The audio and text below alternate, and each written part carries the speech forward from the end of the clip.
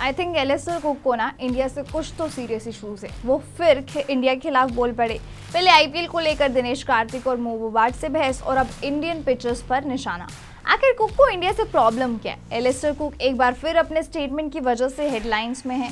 कुछ ही दिन पहले आईपीएल के इम्पैक्ट को लेकर उनकी दिनेश कार्तिक और आरसीबी के डायरेक्टर ऑफ क्रिकेट मोबाट के साथ काफी गर्म बहस देखने को मिली थी।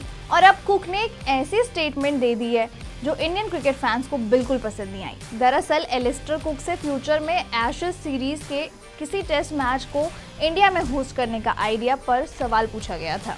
इस पर कुक ने कहा कि इंडियन डेड पिचेस पर खेला गया एशेज मैच उस स्टैंडर्ड को मैच नहीं करेगा जो एशेज सीरीज से एक्सपेक्ट किया जाता है। अगर कभी इंडिया में एशेज टेस्ट हुआ तो वो एशेज की रिच हिस्ट्री और ट्रेडिशन के लिए एक डिसअपॉइंटमेंट होगा।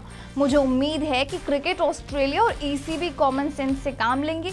बस फिर क्या था, ये स्टेटमेंट सोशल मीडिया पर वायरल हो गया। कई फैंस ने इसे इंडियन पिचेस और इंडियन क्रिकेट की इंसल्ट बताई, जबकि कुछ लोगों का मानना है कि कुक सिर्फ एशेज की ट्रेडिशनल आइडेंटिटी को बचाने की बात कर रहे थे। लेकिन सवाल ये भी उठ रहा है कि आखिर बार बार इंडिया ही। पहले आईपीएल को लेकर कुक ने कहा था कि फ्रेंचाइजी क्रिकेट का इन्फ्लुएंस इंटरनेशनल क्रिकेट पर ज्यादा हो रहा है, और फ्रेंचाइजी क्रिकेट के बारे में तो उन्होंने बात नहीं की, सिर्फ आईपीएल के बारे में बात की।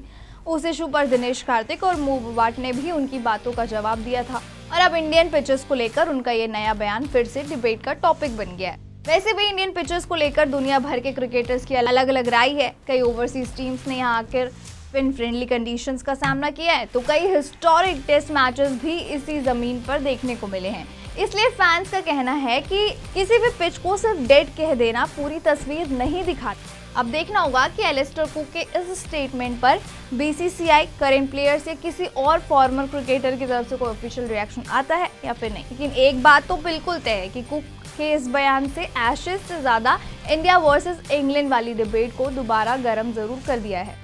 आपका क्या मानना है? क्या एलिस्टर कुक का स्टेटमेंट सही है या उन्होंने इंडियन क्रिकेट को बिना वजह टारगेट किया? अपनी राय कमेंट सेक्शन में जरूर बताइएगा।